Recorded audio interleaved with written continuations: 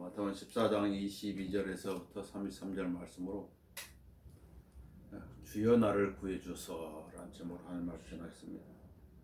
부제는 고난 가운데 있는 당신에게라는 부제가 있습니다. 주여 나를 구해주소서. 고난을 원하는 사람은 거의 없겠지요. 사람들은 고난을 좋아하지 않습니다. 그러나 고난은 닥치지요. 사람들은 재앙을 가져오는 태풍을 원하지 않지만 매년마다 태풍이 오면 그에 따른 인명과 재산 손실을 입게 되지. 사람들은 고난 뒤에 유익을 말하지만은 정작 그 고난의 대상자가 자기 길을 원하는 사람은 거의 없습니다. 누가 병실에 누워 있기를 원하겠습니까? 누가 중환자실에서 호스를 꽂고 있기를 원하겠습니까? 그러나 병원은 그런 사람들이 많이 있는 것이죠. 역경은 고난에 대하여 이렇게 말합니다. 역경은 티끌에서 오는 것이 아니요, 고생도 땅에서 생겨난 것이 아니지만 볼트가 위로 날아가는 것과 같이 사람은 고생하려고 태어나느니라, 이렇게 기록하고 있습니다. 고생하려고 태어난 인생이다. 이 세상에 살면서 고생을 피할 수 없다는 것입니다. 인생에 다가오는 고난들은 어떤 규칙이나 예고 없이 갑자기 들이닥쳐 그 사람을 놀라게 하지. 사람들은 오늘도 다양한 형태의 고난을 겪으며 살아가는 것입니다. 이제 9시 뉴스에 보세요. 어떤 일이 일어났는지. 욥이 당하는 고난만 보더라도 그가 무슨 큰 잘못을 행하여 그런 고난에 그에 닥친 것은 아니죠. 하나님은 욥에 대해서 3번씩이나 이렇게 말씀하셨습니다.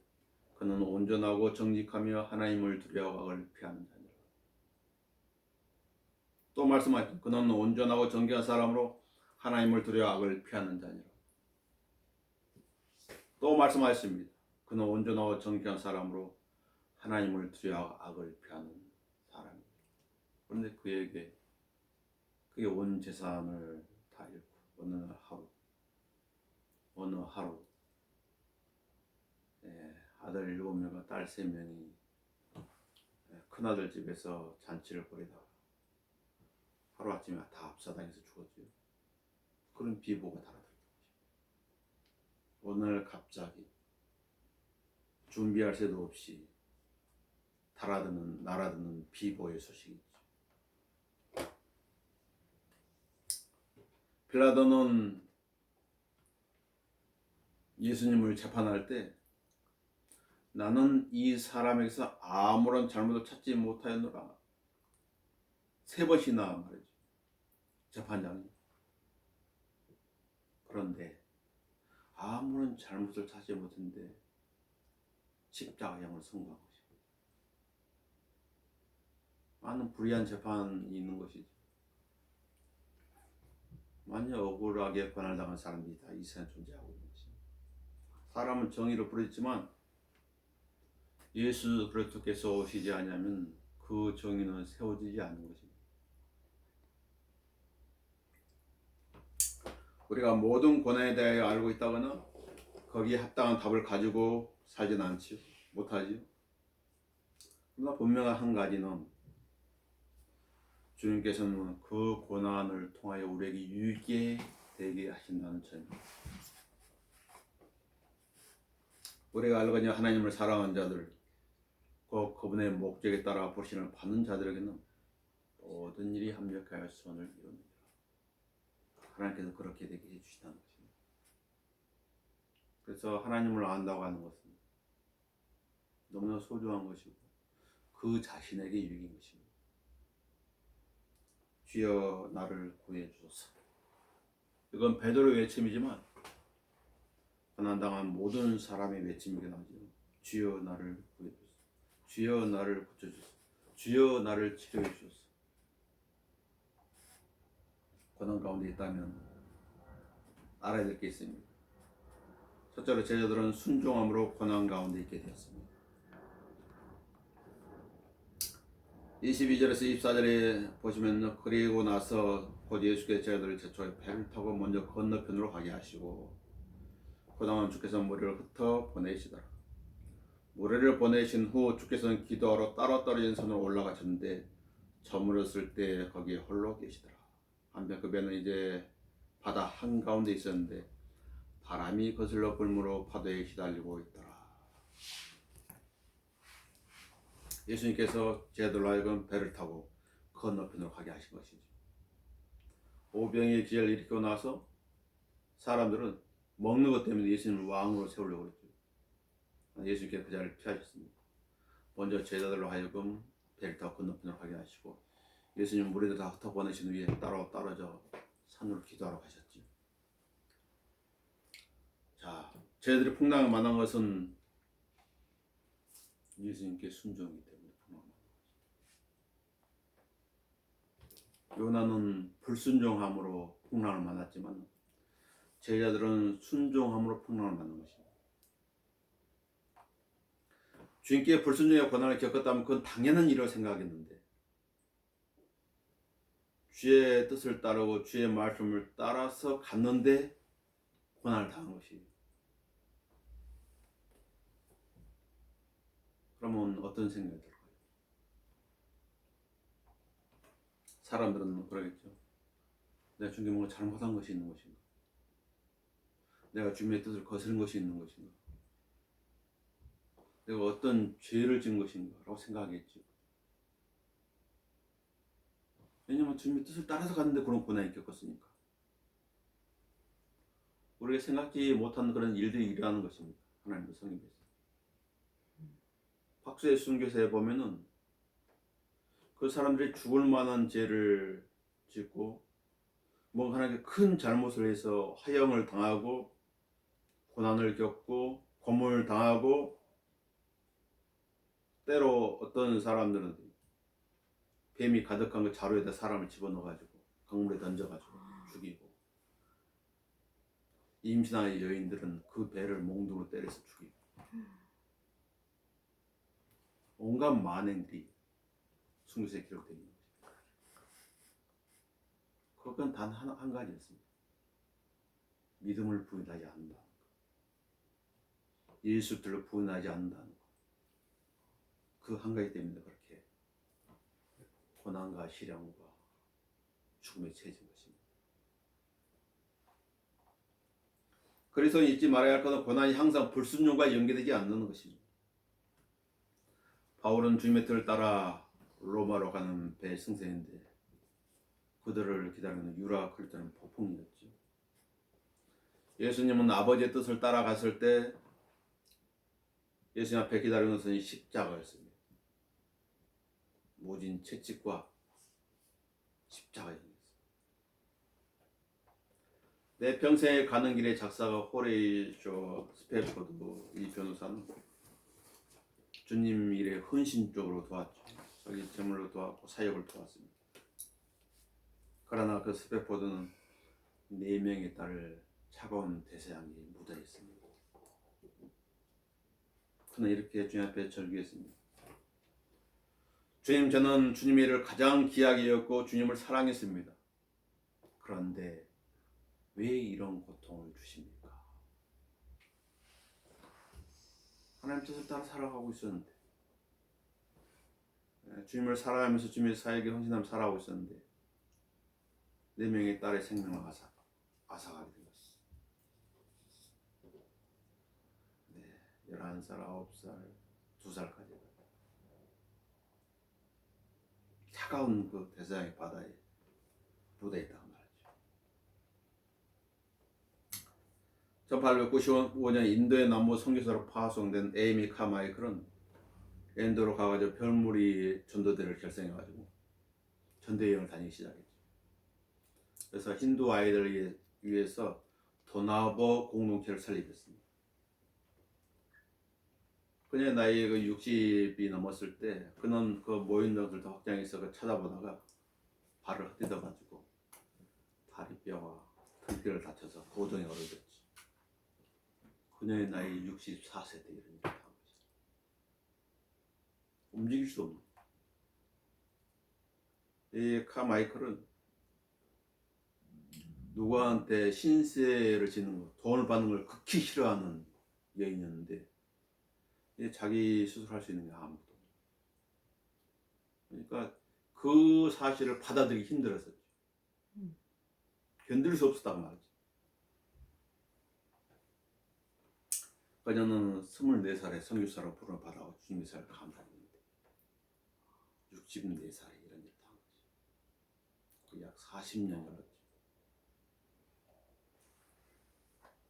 그녀는 허리를 다치고 나서 하나님의 부름을 받기까지 약 20년간을 침대에서 보내었어요. 20년. 그녀가 무슨 잘못을 해가지고 하나님께서는 그 사건을 피할 수 없도록 하신 것일까요? 받아들이기 어려운 일들이 많이 생깁니다. 하나님 섬기는 사람 가운데서 다 죄와 관련된 것이 아니에요. 선다생은 영국의 캐주빅에서 했던 설교에서 이런 말을 남겼죠. 어느 날 티베트에서 썰에 죽는다고 해도 저는 전혀 두렵지 않습니다. 오히려 그날을 기쁨으로 맞이할 것입니다. 저는 해마다 티베트로 들어갑니다. 제 생명이 그곳에서 끝났다는 소식을 들으시게 될지도 모릅니다. 그러면 썬다가 죽었구나 라고 생각하지 마시고 썬다가 천국에 가서 예수님과 함께 영원히 행복한 삶을 살게 되었구나 라고 생각해 주십시오. 이 말만, 썬다 했던 말만 해도 다 울컥하죠. 그 사람의 마음에 그런 것이 그대로 전달될 때 그걸 통해서 사람들은 이 세상을 고해라고 부르죠. 저 고통의 세계라는 것입니다. 괴로움이 끝이 없는 것이 인간 세상이라는 뜻이죠. 이 세상에는 괴로움이 끝이 없어요. 바닷가에 서 있으면 끊임없이 파도가 밀려오죠. 어떤 것은 큰 파도도 밀려오고 어떤 잔잔한 파도도 밀려오고 어떤 중간짜리 파도도 밀려오고 이 세상이라고. 주님께서 고난이나 폭풍을 보내신 목적이 무엇일까요? 시편 148편 8절에는 그의 말씀을 이해하는 폭풍아라고 기록하고 있습니다. 하나님은 어떤 말씀을 폭풍이 이해한다고 말이죠. 그냥 지 만들어 오는 게 아니라는 거지. 시편 105편 17절에는 주께서 그들 앞에 한 사람을 보내셨으니 종으로 팔렸던 요셉이라 그의 발은 착고에 상했으며 그가 쇠사슬에 매였으니 주의 말씀이 임할 때까지 주의 말씀이 그를 연단하였도다. 요셉의 상을 말해주고 있는데 요셉만을 위해서 성경이 쓰인 게 아니죠. 이 상황을 보면서 우리의 상황에도 이렇게 요셉 같은 그런 상황에 처질 때 있다는 것입니다. 주의 말씀이 그를 연단하고 있다는 것입니다. 이사야 53장 10절에는 그를 상하게 하는 것이 주를 기쁘시게 하였기에 주께서 그를 고난에 두셨도다 라고 기록하고 있습니다. 예수님이 당하신 고난에 대해서 언급하는 것입니다. 상하게 하는 것이 기쁘시겠다는 것입니다.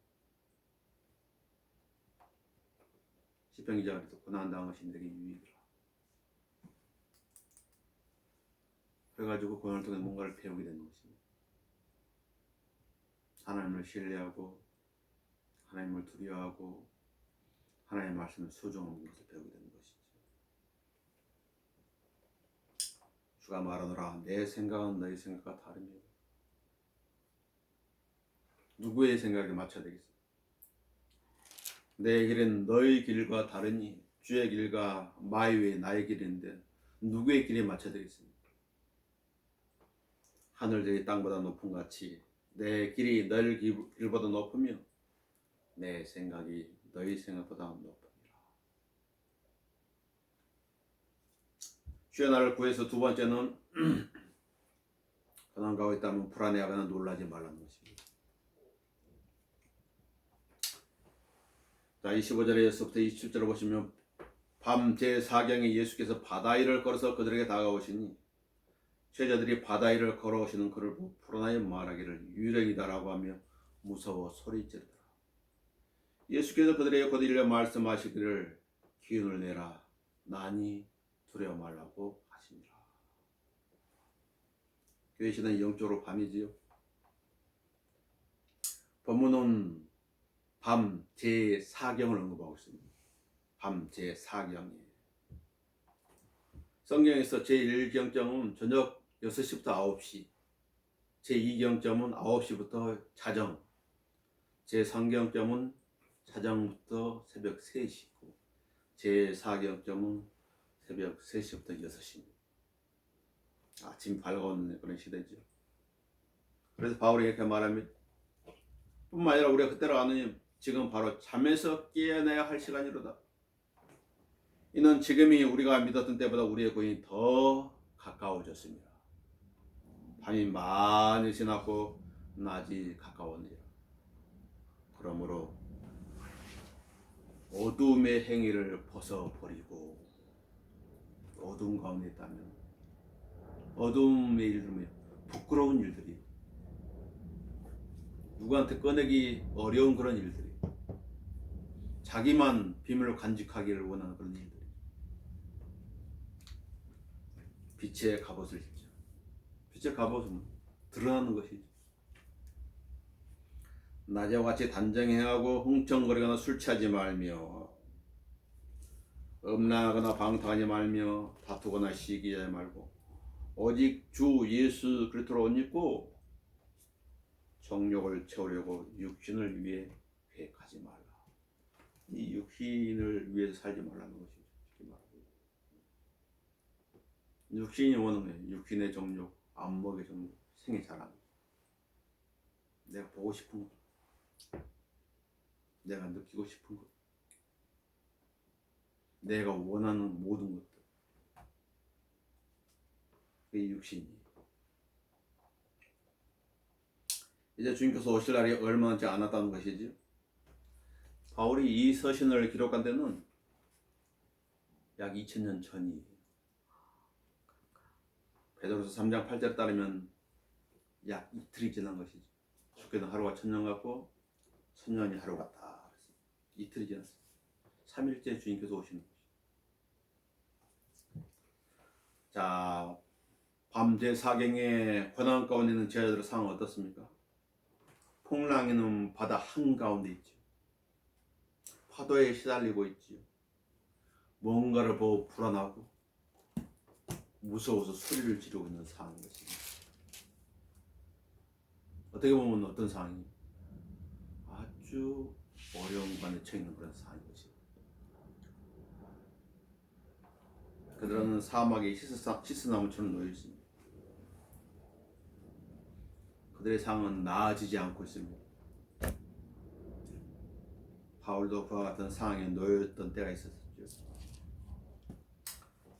아시아에 당한 그 고난입니다.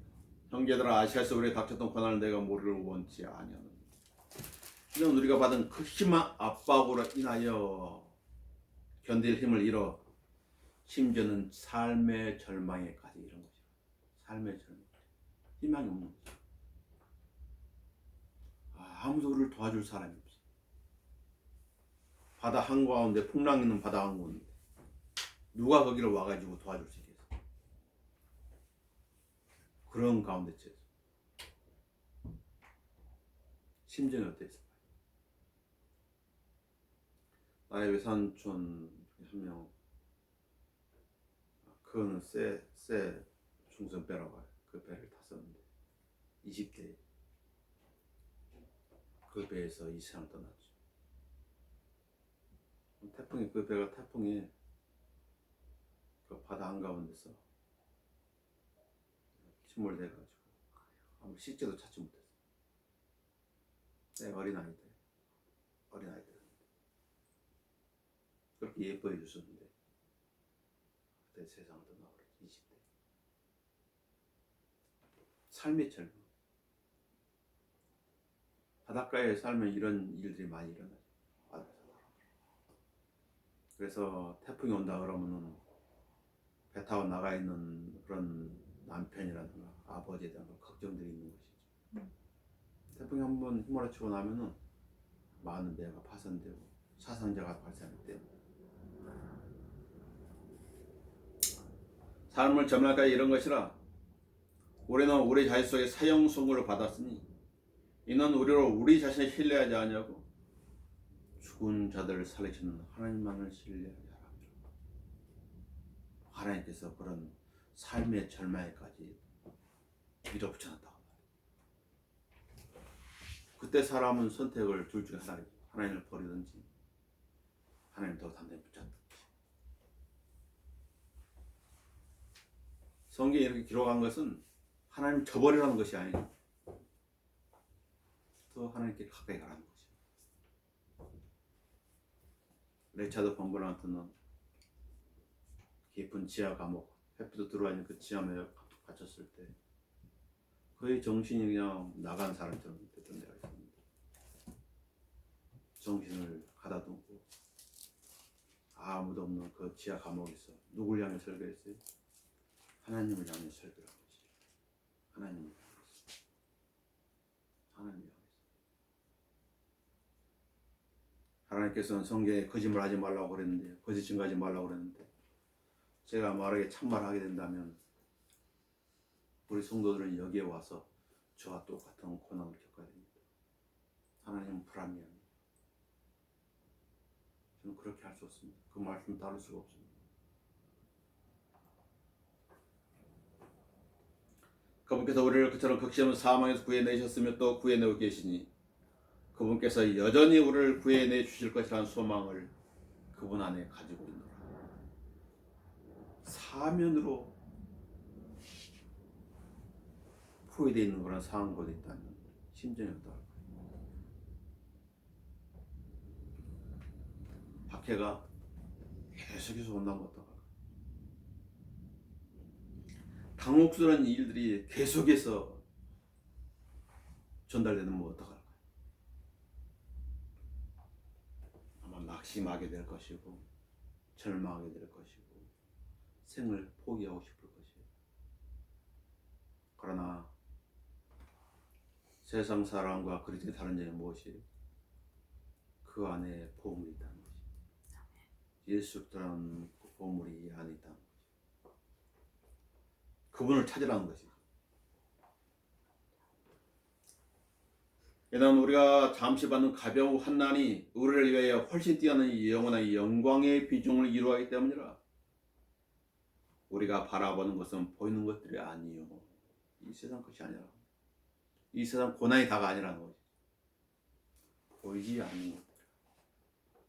그러니까 선장이 말했던 것처럼 고난 끝나서 하나님께로 가면은, 오늘 선다가 죽었다면 이제 선다 스승이 고난이 끝났구나, 이제 예수 그리스도와 함께 영원한 행복만이 남았구나, 그렇게 생각해달라고. 보이지 않는 것들이라. 이는 보이는 것들은 잠깐뿐이지만 보이지 않는 것들은 영원하기 때문에. 사람들은 보이지 않는 세계와는 이 보이는 세계에 대처하죠. 그리스도인들도 때로는 마찬가지. 이 보이는 세계에 대처를 갖는 경우가 있어요. 보이지 않는 것에 대처를 가져야 되는데, 왜냐하면 그것에 예수님께서 우리의 구속을 완성하시고 하나님 보좌 옆에 앉아 계시잖아요. 우리가 가야 될 장소 바로 거기에요. 아돈이란 조더슨이 사랑하는 아내 낸시의 죽음을 알리는 편지를 한 달 후에 받게 됐을 때, 그러니까 이미 사망됐는데 한 달 후에 편지가 도달한 거지. 그는 그 편지 내용을 믿을 수 없어가지고 몇 번이나 확인하고 편지를 떨어뜨렸어요. 그리고 갑자기 밀려오는 슬픔을 감당하기 어려워가지고 흐느끼기 시작했죠. 그의 목소리, 그의 입에서는 절규의 소리가 터져 나오는 거죠. 저스슨의 아내의 그 나이는 37살. 열병으로 있어요. 14년간의 결혼 생활을 미얀마에서. 갑작스런 이런 비번은 사람 놀라게 만들고 슬프게 만들지. 슬프게 하는 거지. 자기도 그런 일을 겪었었지. 시끌나게 돌아왔을 때 자기의 그 터전들이 다 불태워져 버렸고, 아내들과 그 가축들, 아이들이 다 어디로 갔는지 모를 수 있는 그런 상황에 처해졌을 때, 다윗을 따르던 그 600명의 사람들은 다윗을 돌로 치자간 거죠. 너무 슬퍼하다가 그 슬픔이 너무 이제 커져 버리니까, 이건 다윗 때문이에요. 오래 대장 다윗 때문에 다윗을 돌로 죽이자고 그런 상황까지 이르게 된 거죠. 다윗도 마찬가지로 아내를 잃어버리고 재산을 다 빼앗겼는데, 슬픔을 추스릴 틈도 없이 부하들이 자기를 죽이려고 하는 것이. 그때 위기 상황 가운데 처해 있어. 그때 다윗이 누구를 생각했어요? 하나님을 생각했습니다. 하나님을 생각하고 하나님 말씀 용기를 낸 거지. 사무엘상 30장 6절은 그렇게 기록하고 있습니다. 다윗이 심히 불안해하였으니 이는 모든 백성이 각자 자기 아들들과 딸들로 인하여 혼이 슬퍼서 다윗을 돌로 치자고 말했습니다. 그러나 다윗은 주 그의 하나님 안에서 스스로 용기를 얻더라. 우리 가운데 이런 일이 겪었다면 어떻게 할까요? 하나님을 생각하는 거예요. 하나님을 의식하라는 거죠. 하나님을 의식함으로 용기를 내라는 것이, 힘을 내라는 것입니다. 풍랑 한가운데 놓여있고 파도에 시달리고 있고 불안하고 무서운 가운데 놓인 제자들, 그들의 상은 암담한 현실이고 절벽 같은 문제들이, 상은 전혀 더 나빠지는 것 같은데, 건강 갈수록 더 악화되고 날 기며 보이지 않는 것 같은데, 그래서 낙심하고 슬픔에 처해 있는데, 그때 주님께서 다가오셔서 말씀하십니다. 기운을 내라. 나니 두려워 말라. 주여 나를 구해줘서 고난 가운데 있다면 베드로는 자신의 믿음을 시험하는 기회로 삼았습니다. 28절 29절에 그러자 베드로가 주께 대답하여 말씀드리기를, 주여 만일 주님이시거든 나에게 명한 물리로 주께 오라 하소서라고 하니, 주께서 말씀하시러 오라 하시니 베드로가 배에서 내려 예수께 가려 물으로 걸어가더라.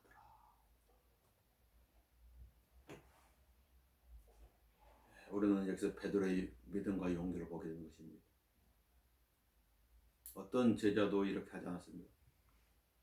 베드로만 이렇게 한 것입니다. 로마서 5장 3절에 이렇게 말하는 뿐만 아니라 우리가 환난 중에서 즐거워하나니, 환난을 즐거워한 사람들 없죠. 환난 중에서 즐거워할 수 있다는 것입니다. 환난은 인내를 이루고 인내는 연단은 소망을 이룬 줄 알미라. 주여 만일 주님이시거든 나에게 명하여 머리로 죽게 오라 하소서.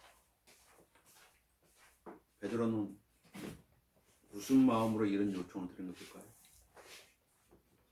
지금 파도는 잔잔하지 않습니다. 계속 파도가 치고 있고 배는 막 이리저리 흔들리고 그런 가운데 있는 것입니다. 베드로에게 무리를 걸을 수 많은 그런 믿음이 있었을까요? 39절로 보면 그런 것 가진 않지. 왜냐하면 예수님께서 너 믿음이 적은 자에 어째 의심하였냐고 이렇게 말씀하셨어요. 작은 믿음을 가졌어요. 그러나 이 사건을 통해서 우리에게는 위로와 격려를 받습니다. 주님은 겨자씨 많은 작은 믿음도 소홀히 여기지 않는다는 것입니다. 만약 주님께서 베드로를 향해서 너는 믿음이 작은 애 무리를 걸어올 수 있겠어? 너는 되지도 않는 요구를 나한테 하고 있는데 하고 꾸짖었다면, 올해는 베드로가 바다를 걷는 모습을 발견할 수 없었을 것입니다. 베드로는 인간으로 유일하게 무리를 걸었던 사람이었습니다. 물을 걷는다는 건 뭐예요? 자연 법칙을 거스르는 것이에요. 인간은 물을 걸을 수 없어요. 어떤 도구를 통하지 않고서는 물을 걸을 수 없어요. 빠지기 때문에. 누가복음 17장 5절에 사도들은 주께 말씀하면서 우리의 믿음을 늘려주소서. 주께서 그들에게 말한 것입니다. 너에게 겨자씨 하늘만한 믿음이다. 겨자씨는 어떠시? 아주 작으지.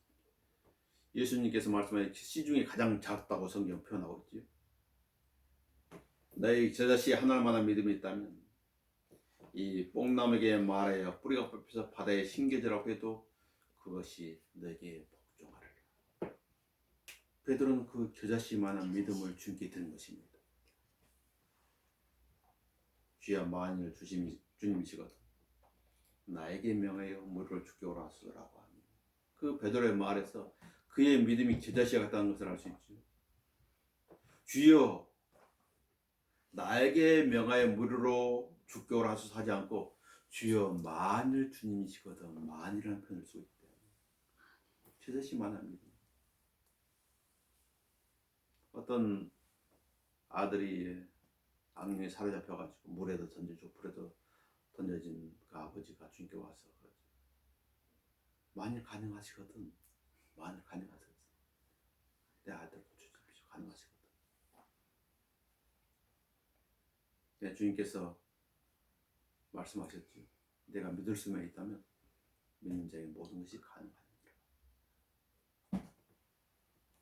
만일 주님이시거든. 그러나 주님께서는 그 말에 꾸짖지 아니하시고 오라 이렇게 말씀하셨죠. 오라 했다 해도 베드로가 안 움직였다면 그럴 수 없는 것이죠.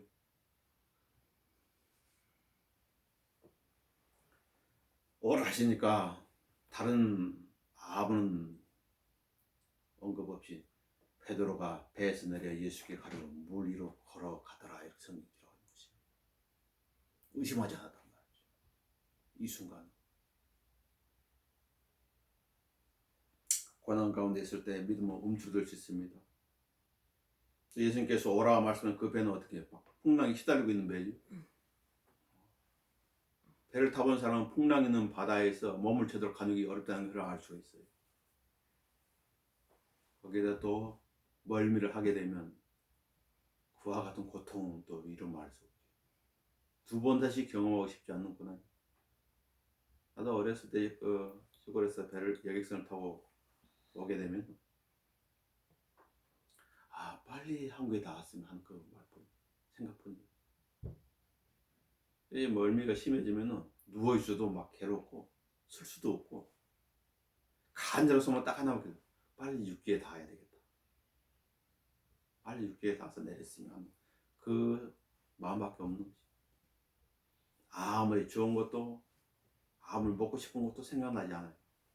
단 하나 항구에 닿아야 된다. 그 생각뿐이에요.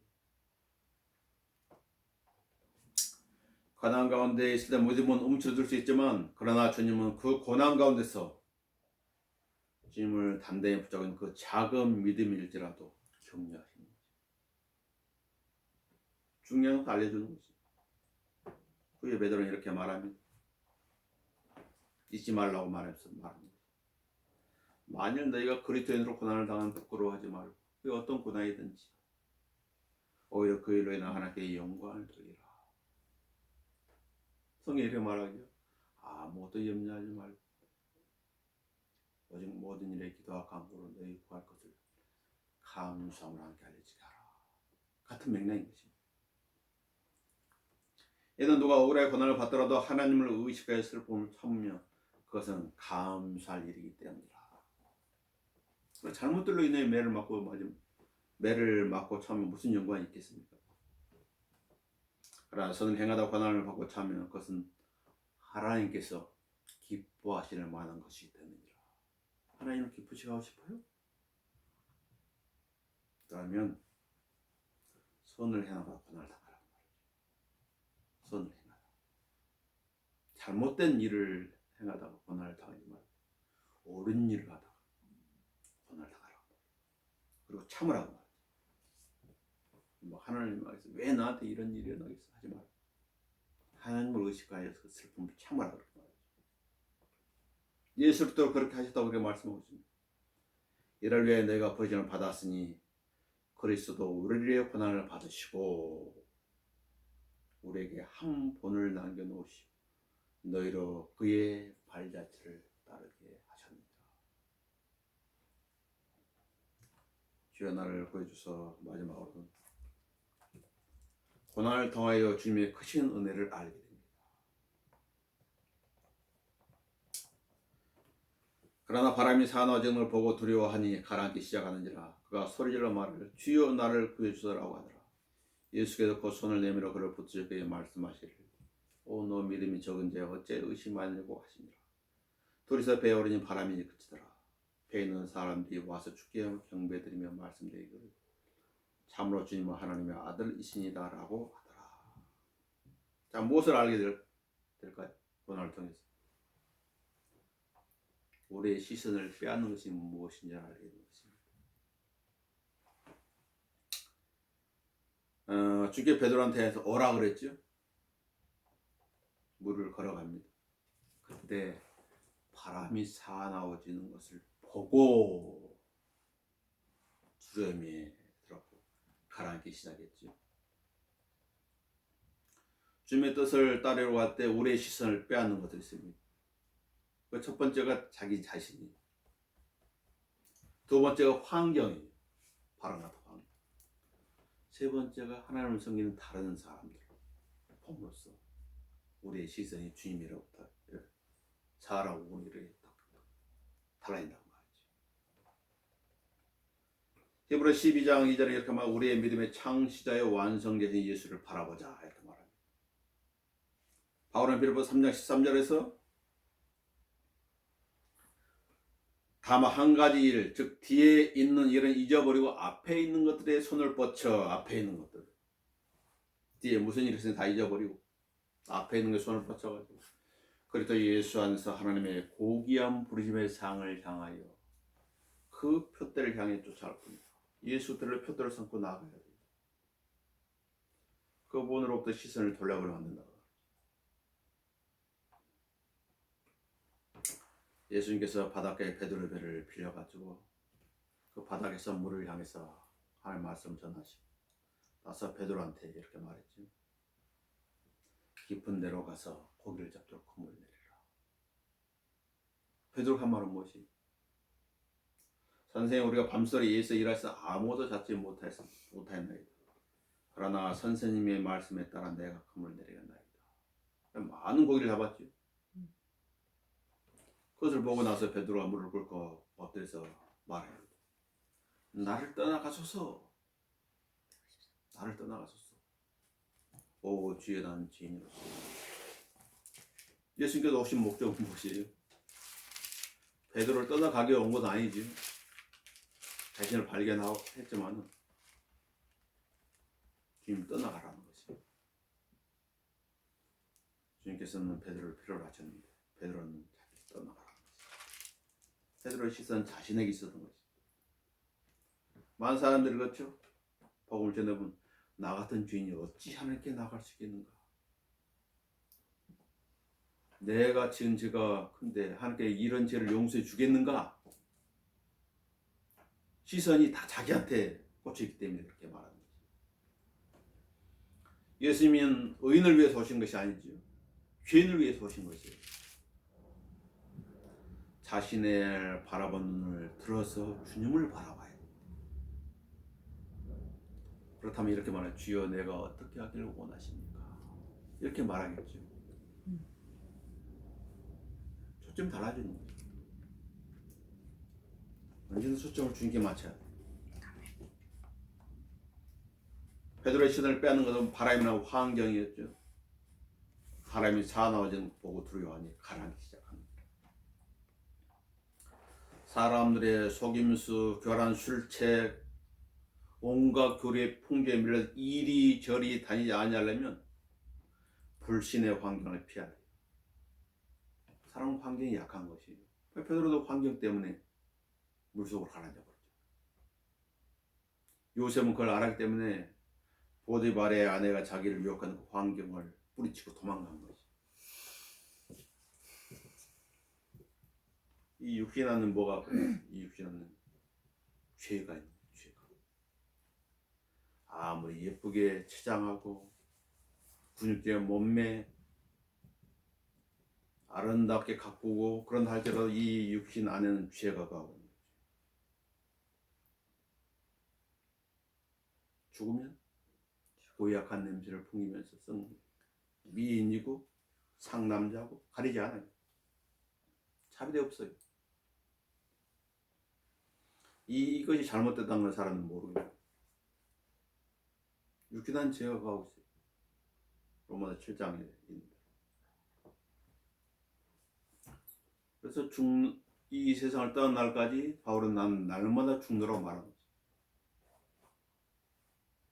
육신의 정욕, 안목의 정욕, 생의 자랑 죽여야 됐다 말이지.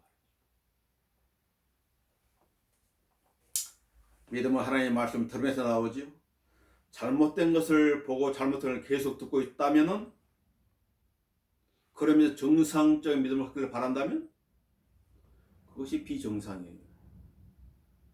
듣는 것에 주의하라. 들을 끼는 들을지어다.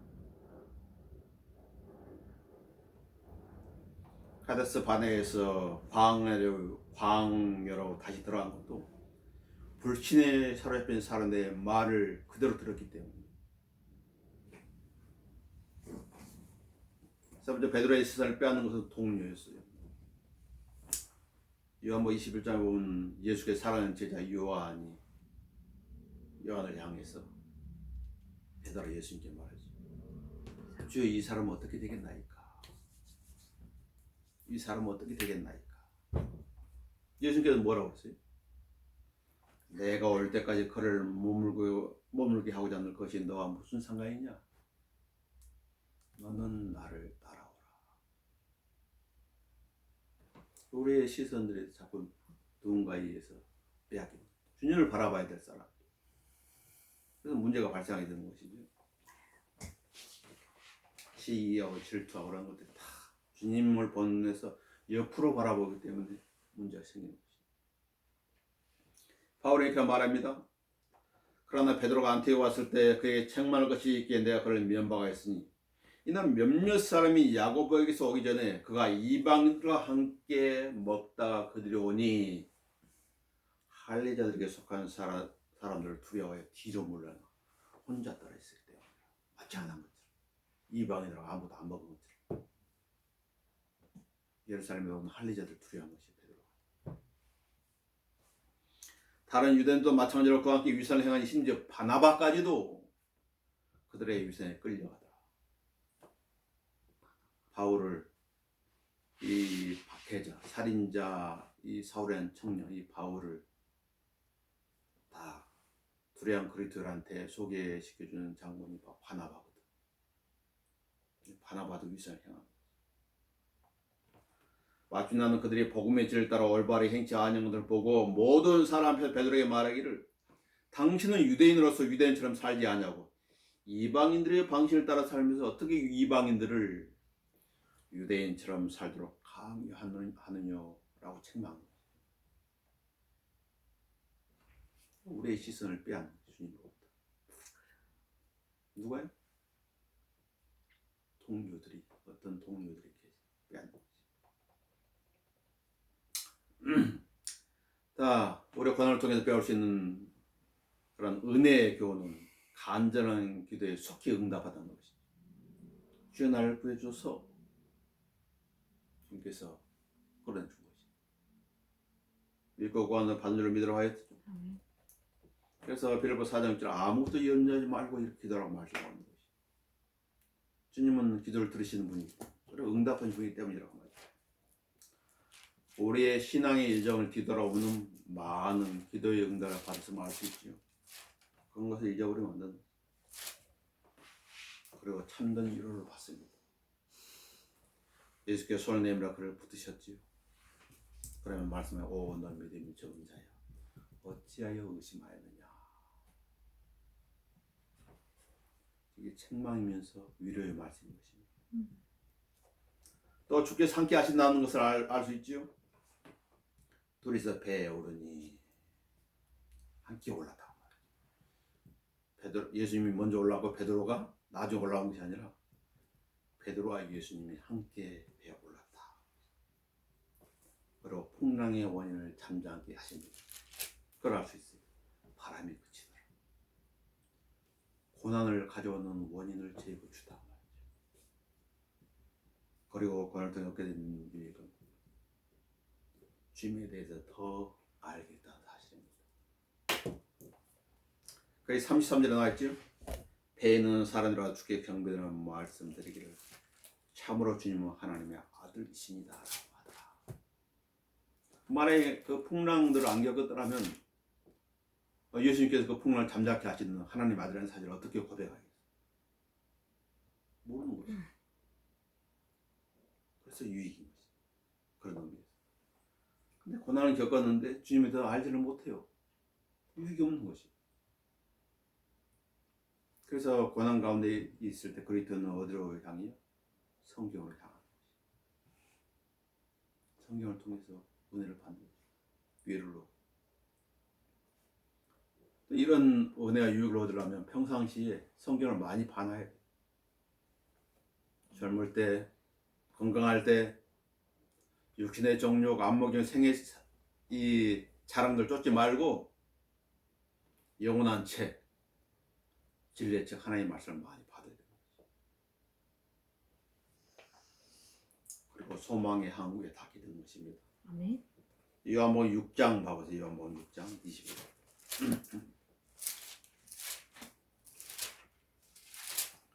요한복음 6장 같은 사건을 말씀하고 있는데 요한복음 6장 21절에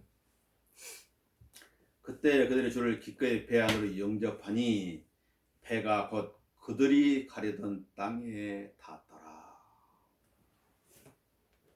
이렇게 말씀하고 있죠. 소망의 항구에 닿게 되는 것입니다.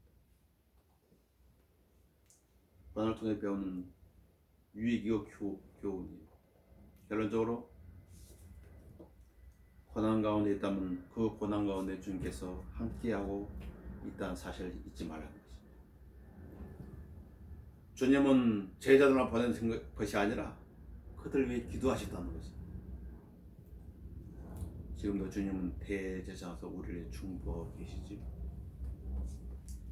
자, 우리 시편 107편 보도록 합시다. 시편 107편 읽고 마치도록 하겠습니다. 시편 107편은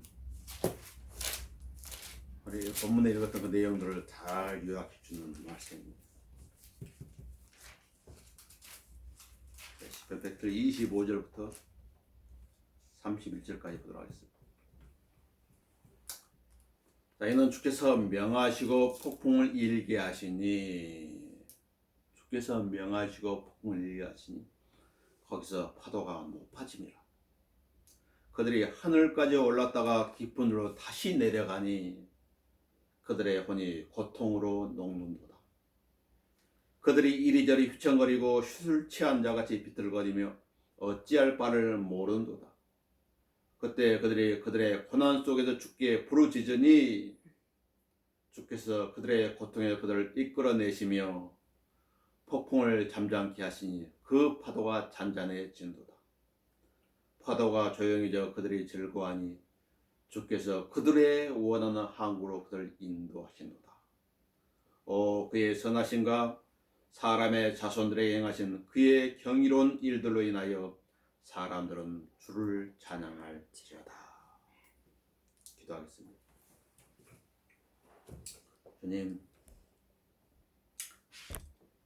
지난 시간 돌아오면은 고난 가운데 여러 가지 고난들이 있었사온데 고난 가운데 주님께 기도하고 어찌할 줄 몰라서 강물을 때 주님께서는 다양한 방법으로 기도 응답해 주시고 위로해 주시고 해결해 주셨습니다. 또 마찬가지로 우리 앞에 인생을 살다 보니 여러 가지 또 고난들이 기다리고 있겠지만 그때에도 지난 날을 상기하면서 낙심하거나 절망하지 아니하고 주님께 기도하고 간구함으로 주님의 크신 은혜로 이 여러분들이 나갈 수 있도록 인도하시고 역사해 주십시오. 그래서 우리의 소망이 항구에 다다랐을 때 우리 모두가 주님께로부터서 칭찬과 존귀와 영광을 받고 주님께 감사함의 영광을 돌리는 그런 아름다운 일이 있도록 이끌어 주십시오. 주 앞에 남은 시간으로 남은 생을 덜드립니다. 주 예수 그리스도의 이름으로 기도합니다. 아멘. 자손과